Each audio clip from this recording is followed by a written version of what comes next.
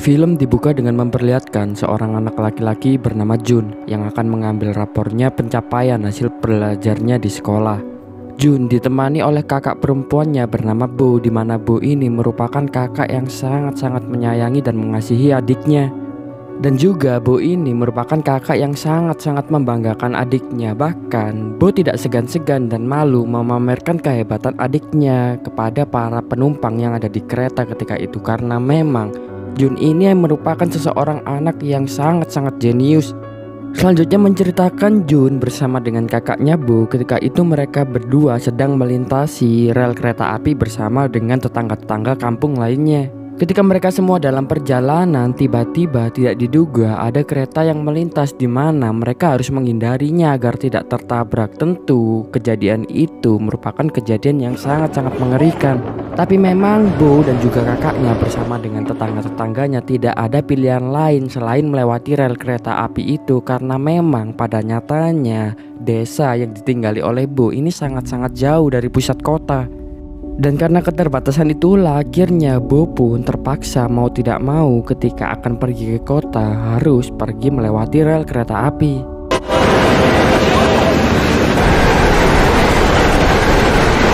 Enam tahun berlalu, kini Jun beranjak remaja dan dia juga sudah duduk di bangku SMA.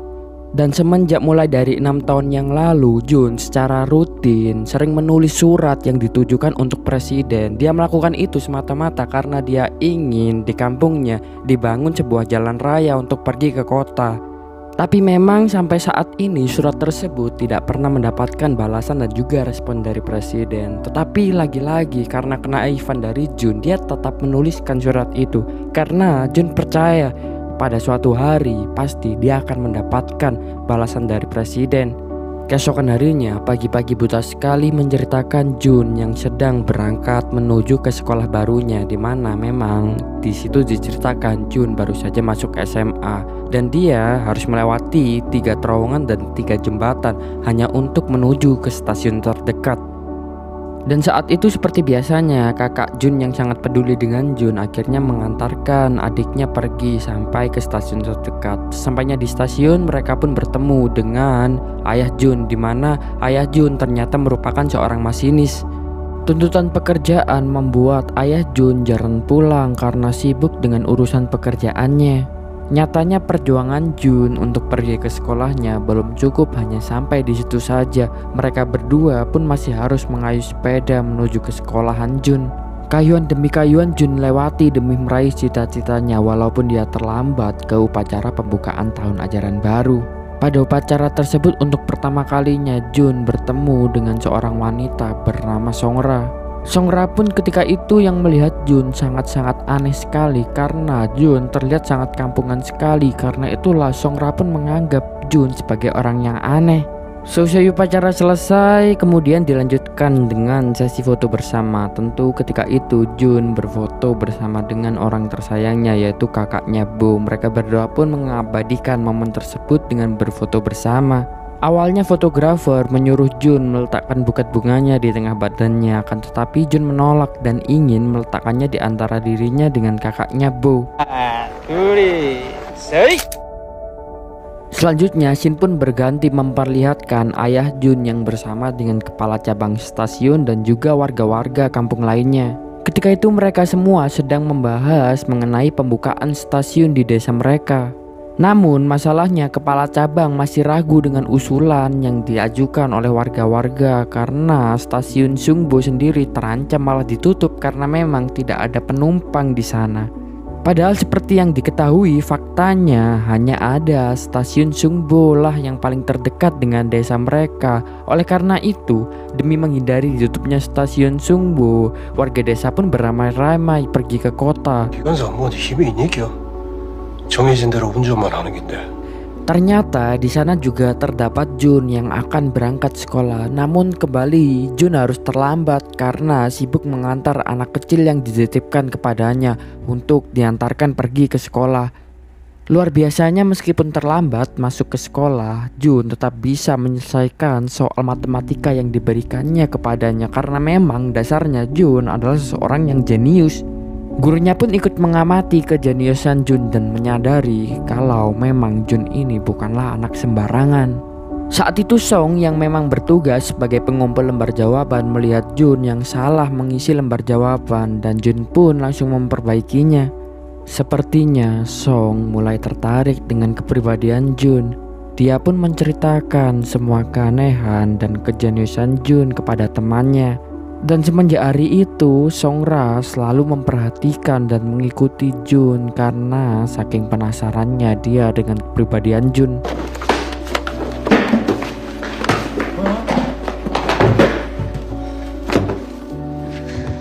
니네 좋아하냐고. 아, 왜? 니네 좋아하나? 어? Sepulang sekolah, Song pun melihat Jun memasukkan surat ke kotak surat yang dikira Jun sudah memiliki pacar. Padahal sama-sama kita tahu bahwa surat yang diberikan Jun itu bukanlah untuk pacarnya. Rasa penasaran Songra sudah tidak bisa ia bendung lagi. Akhirnya dia pun nekat membuka tas Jun dan membaca isi surat tersebut. Setelah membaca suratnya, tiba-tiba Jun pun datang dari kantor dan langsung merebut surat tersebut. Tentu ketika itu Jun marah dan kesal kepada Song karena memang Song secara sembarangan tanpa izin telah membuka tas dari Jun. Ketika di perjalanan, Song pun meminta maaf kepada Jun karena telah lancang membaca isi suratnya. Setelah itu Song pun juga menawarkan untuk mengajari Jun menulis surat formal dengan benar karena kebetulan ayahnya juga merupakan anggota dewan pemerintahan. Song pun yang semakin dekat dengan Jun, akhirnya dia membantu Jun untuk menulis surat kepada presiden. Di situ Song ingin membantu Jun untuk mewujudkan cita-cita Jun untuk membangun sebuah stasiun. Singkat cerita, surat tersebut sudah mereka kirim. Mereka berdua pun kian dekat kemana-mana. Song selalu bersama dengan Jun, mulai dari bermain bersama hingga belajar di perpustakaan bersama. Pada suatu waktu sepulang sekolah, Song berencana mengajak Jun pergi jalan-jalan. Namun ketika itu Jun menolaknya karena Jun harus memandu warga desanya melewati terowongan dan jembatan. Setelah mengetahui tujuan Jun itu, Song pun memberikan usulan mengapa Jun tidak membuat sebuah sinyal saja sebagai penanda yang mana ketika terdeteksi sebuah getaran pada rel, sinyal tersebut nantinya akan memberikan tanda.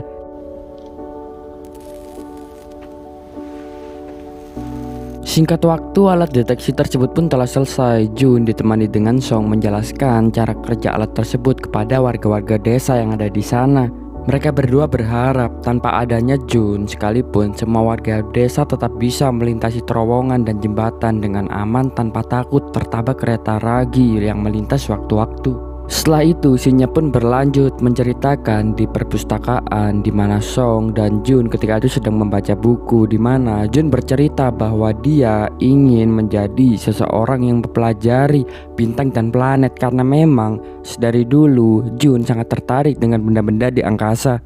Setelah mengetahui cita-cita dari Jun, setelah itu Song pun yang memang ketika itu sudah mempunyai rasa kepada Jun, akhirnya Song pun memberikan banyak buku kepada Jun. 이딴 걸 왜 일러? 지지마도 아이고. 그냥 우주 나오는 책만 보지 마고 이런 것도 좀 읽어라. 뭐로 이거? 네 꿈이 아니라 내 꿈을 위해 투자하는 거다. 그거. Sesampainya di rumah, Jun yang memang ternyata juga mempunyai perasaan kepada Song, akhirnya ketika itu dia pun membaca secara sungguh-sungguh buku yang diberikan oleh Song. Ketika sedang asik membaca buku, ketika itu tiba-tiba datanglah kakak Jun, Bo, di mana ketika itu kakak Jun pun langsung merebut buku yang dibaca oleh Jun. Bo yang melihat wajah adiknya berbeda dengan seperti biasanya karena ketika membaca buku itu Jun terlihat sangat-sangat bahagia. Akhirnya Bo pun sadar kalau adik laki-lakinya kini sudah besar dan dia mulai mencintai seorang wanita. Yang mana benar saja ketika itu Jun sudah mulai untuk mencintai Song. 나 이해할 수 있다. 전혀 남사 치는 게 아니다. 친구래. Dari hari ke hari Jun dan Song pun semakin dekat. Bahkan Song sudah berani mengajak Jun pergi ke rumahnya dan mengenalkan Jun kepada ibunya. 엄마, 나 준결이 형아 같이 숙제했다. 돈가스 할 건데 저녁 먹고 가. 라이한테 얘기 많이 들었어. Keesokan harinya menceritakan Jun yang tiba-tiba dipanggil ke ruangan kepala sekolah. Sesampainya di ruangan kepala sekolah, Jun sangat terkaget karena dia melihat ada Song bersama dengan ayahnya. Di situ Jun pun takut dan mengira-ngira mungkin saja kalau ayah Song memarahi Jun. Dan karena itulah Jun pun langsung meminta maaf kepada ayahnya karena Jun merasa kalau dia dimarahi karena dia baru saja bermain ke rumahnya Song. Tetapi ternyata ayah Song tidak ingin memarahi Jun, melainkan di situ ayah Song malah berniat untuk mengajak Jun menemani Song pindah sekolah pergi ke kota Seoul. Ya nyatanya memang orang tua Song ini menilai Jun adalah anak yang baik-baik, karena itulah mereka percaya kalau Jun bisa menjaga Song nantinya. Sesampainya di rumah, Jun pun menceritakan apa yang telah terjadi di sekolah tadi kepada kakaknya Bo. Tentu sebagai kakak yang baik, Bo yang tahu kalau di Seoul pasti fasilitas pendidikannya bakal lebih bagus daripada yang ada di desanya, dan pasti Jun nantinya akan menjadi lebih pintar daripada yang sekarang. Tentu ketika itu Bo pun sangat mendukung dan meminta Jun untuk menerima tawaran dari ayah Song. Tapi Jun yang memang tidak ingin berpisah dengan kakaknya, dia pun memutuskan untuk menolak karena dia tetap ingin tinggal di rumah bersama dengan kakaknya. Jun yang masih bingung, akhirnya keesokan harinya dia pun bergegas menuju stasiun untuk meminta pendapat ayahnya terkait tawaran dari ayah Song. Bukannya menanggapi ataupun menasehati Jun, ketika itu malah ayah Jun tidak menggubris Jun dan dia pun langsung bergegas pergi melanjutkan tugasnya sebagai masinis. Selanjutnya film pun menceritakan sepulang sekolah Jun yang ketika itu sangat panik karena dia melihat sinyal yang dia buat untuk menjadi penanda warga-warga desa ketika menyeberangi kereta ketika itu tidak berfungsi. Dan benar saja menyedihkannya karena kejadian itu terjadi kecelakaan yang menewaskan beberapa warga desa. Kejadian itu pun membuat Jun sangat terpukul dan syok, dan dia menyalahkan dirinya sendiri karena Jun merasa kalau warga-warga yang tewas itu adalah karena kesalahannya. Dan seketika itu juga Jun pun flashback mengenang kejadian di masa lalu ketika di awal film di mana terdapat kereta yang nyaris menabrak Jun dengan kakaknya Bo. Dan di sini kita diberitahu fakta yang sangat mengejutkan di mana sebenarnya pada saat itu kakak Jun, Bo, terjatuh dari jembatan demi menyelamatkan piala Jun yang terjatuh. Dan karena hal itulah kakak Jun terjatuh ke dalam danau dan jasadnya tidak ditemukan sampai pada hari ini. Dan di sini akhirnya semuanya tercerahkan kalau ternyata selama ini yang menemani Jun itu bukanlah kakak Jun yang masih hidup, tetapi hanyalah bayangan dari Jun saja, karena memang Jun merasa kalau kakaknya masih sangat mencintainya. Karena itulah Jun menganggap meskipun kakaknya telah meninggal dunia, tetapi dia selalu ada di samping Jun. Dan juga alasan kenapa ayah Jun dari awal selalu terlihat dingin dan cuek, bahkan terlihat sangat tidak peduli dengan Jun, karena memang ayahnya mengira kalau kematian kakak Jun itu disebabkan karena Jun. Di sini ini juga dijelaskan alasan kenapa Jun tetap bisa melihat arwah dan jiwa dari kakaknya Bo, karena kakaknya berjanji kalau dia meskipun sudah meninggal dunia, dia akan tetap menemani Jun sampai Jun meraih cita-citanya. Dan juga karena kematian dan rasa bersalah yang dialami oleh Jun, hal itulah yang mendasari Jun tetap semangat dan berusaha untuk membangun stasiun di desanya agar dia harap tidak terjadi lagi hal yang sama seperti apa yang dialami oleh kakaknya dan juga warga-warga yang ada di sana. 집에 있는 동안만 그 동안만이라도 된다. 가지 마라. 내 눈 다시 아무것도 못하냐. 후회 없이 더 잘해야 한다. 할 수 있지.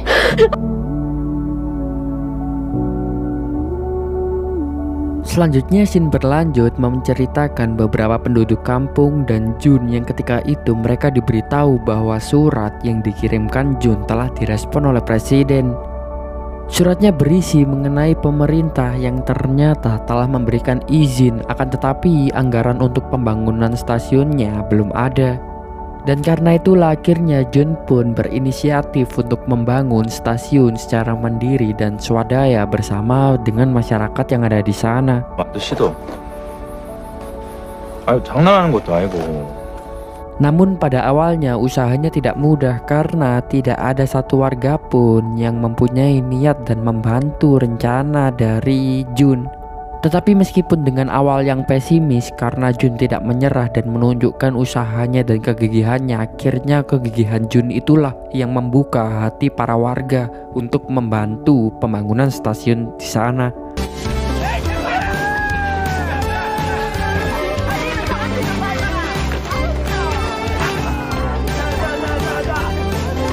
Singkat cerita, tidak diduga ternyata pembangunan stasiunnya pun berhasil dan selesai, dan stasiun itu menjadi kebanggaan warga desa tersebut dan mereka menamai stasiunnya Yangwon. Cerita inspiratif dari Jun dan juga masyarakat di sana pun terdengar oleh salah satu media lokal, dan Jun akhirnya diwawancarai untuk menjelaskan apa yang menjadi motivasi dirinya yang mendasari semangatnya untuk membangun sebuah stasiun untuk warga desanya. Setelah itu ketika di sekolah, Jun pun juga ditawari untuk mengikuti ujian seleksi beasiswa ke Amerika Serikat, tepatnya di Badan Antariksa NASA. Beberapa hari kemudian adalah hari peresmian stasiun di sana yang ditandai dengan berhentinya kereta di stasiun Yangwo. Senyum bahagia tampak di wajah Jun dan masyarakat di sana karena segala jerih payah dan semua perjuangan mereka kini telah terbayar lunas. Tetapi beberapa saat kemudian, dengan hati dan perasaan kecewa, ternyata kereta yang mereka harap akan berhenti di stasiun itu nyatanya tidak berhenti. Dan secara kebetulan ternyata masinis yang mengendarai kereta ketika itu adalah ayah dari Jun. Alasan kenapa ayah Jun tidak berhenti karena memang tidak ada jadwal keberhentian di stasiun Yangwo dan dia hanya mengikuti perintah dari atasannya saja. Karena kejadian itu, Jun pun sangat kecewa karena Jun merasa usaha dan waktu yang dia korbankan selama ini hanya sia-sia. Dan dikala hatinya sedang kecewa itu, tiba-tiba di sana juga ada arwah dari kakak Jun, Bo. Di situ Bo pun terus menyemangati adiknya supaya adiknya tidak patah semangat dan terus berusaha untuk menggapai cita-citanya membangun stasiun untuk desanya. 나는 항상 이런 식이었다. 열사가 안 사는 게 이게 무슨 여기라. 마을 사람들 다 모여가 이 만들어놨지만은. 야, 미친 새끼야! Keesokan harinya ayah Jun menelpon pihak media yang menerbitkan cerita mengenai Jun yang membangun stasiun untuk desanya. Ayah Jun sangat marah karena pihak media menulis alasan Jun membangun stasiun tersebut adalah untuk membuat ayahnya bangga, karena memang pada nyatanya ketika itu ayah Jun masih menganggap Jun sebagai pembawa sial karena ayah Jun terus menyalahkan kematian dari ibu dan juga kakak perempuan Jun. Itu semua karena apa yang dilakukan oleh Jun. 잘못된 기자로 다시 쓰고 사과하소. 준경 학생이 직접 본인 입으로 말한 거예요. 저희가 그냥 지어낸 얘기가 아닙니다. Selanjutnya di malam hari menceritakan guru Jun yang pergi ke stasiun untuk menemui ayah Jun. Di situ guru Jun memberitahukan bahwa besok pagi Jun harus mengikuti ujian penerimaan beasiswa ke NASA di Seoul. Setelah mengetahui kabar itu dari guru Jun, seketika itu juga ayah Jun akhirnya merenungi semua kesalahannya dan dia ingin membayarnya dengan cara membahagiakan Jun. Karena itulah ketika itu ayah Jun akhirnya memutuskan untuk nekat melanggar aturan dengan cara berhenti di stasiun Yangwo selama 10 menit untuk menjemput Jun. 돼가지고 해줄 수 있는 거라고 이거 삐 없는데. Jun yang awalnya masih marah dan kecewa dengan ayahnya, akhirnya ketika itu Jun pun mulai bisa memaafkan ayahnya dan dia mulai bersemangat ketika melihat ayahnya nekat melakukan hal yang seharusnya dilanggar demi hanya untuk membantu dirinya. 양원동이 열차 기다리고 있어. Sesampainya di stasiun pada awalnya guru Jun berniat untuk mengantar Jun, namun saat itu ayah Jun pun memutuskan untuk ikut mengantar Jun juga pergi ke Seoul ya, meskipun memang ayah Jun belum pernah sama sekali pergi ke sana. 아버지 무슨 똑바로 해. 내가 영어 열줄 내가 어떻게 6대6 알았나 이거를. 자책을 하고. Singkat cerita, setelah melewati perjalanan panjang, akhirnya mereka pun sampai di tempat ujian. Beberapa hari kemudian akhirnya surat hasil seleksinya pun sampai. Ketika itu Jun yang menerima suratnya berharap cemas dan dia tentu berharap kalau dia bisa diterima di seleksi beasiswa itu. Jun pun langsung membuka suratnya dan di luar dugaan ternyata Jun berhasil lolos seleksi. Ayahnya yang mengetahui itu, tentu ayahnya sangat bangga dengan apa yang dicapai oleh Jun. Dan ayahnya pun sangat menyesal kalau selama ini dia menyia-nyiakan anak yang sangat hebat seperti Jun.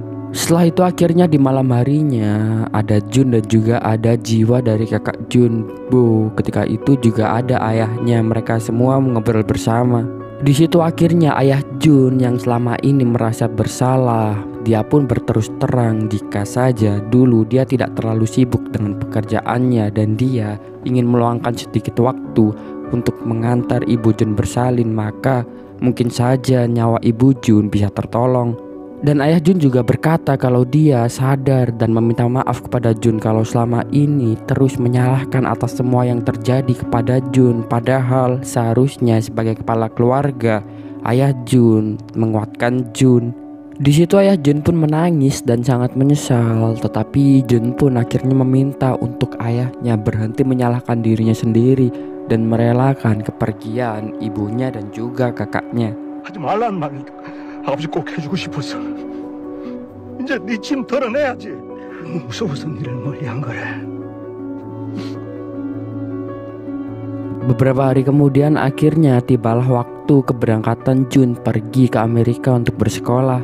Di situ Jun pun terlebih dahulu berfoto bersama para warga yang juga tentunya sangat bangga dengan apa yang diraih oleh Jun. Di dalam kereta jiwa kakak Jun, Bo, juga sangat bangga dan terharu kepada adiknya. Dan akhirnya jiwa kakak Jun bisa tenang di surga karena tugasnya untuk menemani adiknya menggapai mimpinya sudah selesai. Dan mulai detik itu juga akhirnya kakak Jun pun sudah bisa pergi meninggalkan Jun. Dan akhirnya Jun pun juga bisa menerima dan merelakan kepergian dari arwah kakaknya karena Jun selalu percaya kalau kakaknya meskipun tidak terlihat lagi, dia akan selalu ada di sisinya.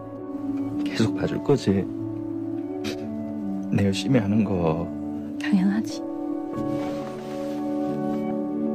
Sesampainya di bandara, Jun pun bertemu lagi dengan Song. Mereka berdua sudah lama sekali tidak bertemu dan di situ Song pun meminta kepada Jun agar Jun menjaga dirinya dan Song meminta agar Jun kembali lagi karena Song berharap mereka berdua akan bertemu lagi di masa depan.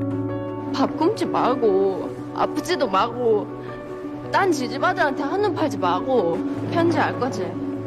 내 미국 갈 때까지. Dan setelah itu filmnya pun selesai. Dari film ini kita bisa belajar setelah melihat Jun berhasil mimpinya. Ternyata benar tidak ada mimpi yang terlalu tinggi bagi seseorang yang percaya dengan mimpinya.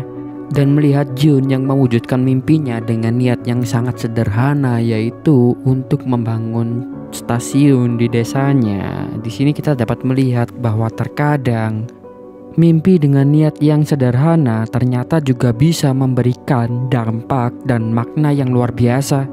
Dan juga melihat kesedihan dari Jun dan juga ayahnya yang kehilangan atas kepergian dari kakak dan juga ibu Jun. Di sini kita dapat melihat dan mendapat pelajaran. Kehilangan orang yang dicintai memang menyakitkan, tetapi merelakan dan mengikhlaskan adalah hal terbaik yang bisa kita lakukan. Terima kasih sudah menonton, jangan lupa saksikan konten selanjutnya.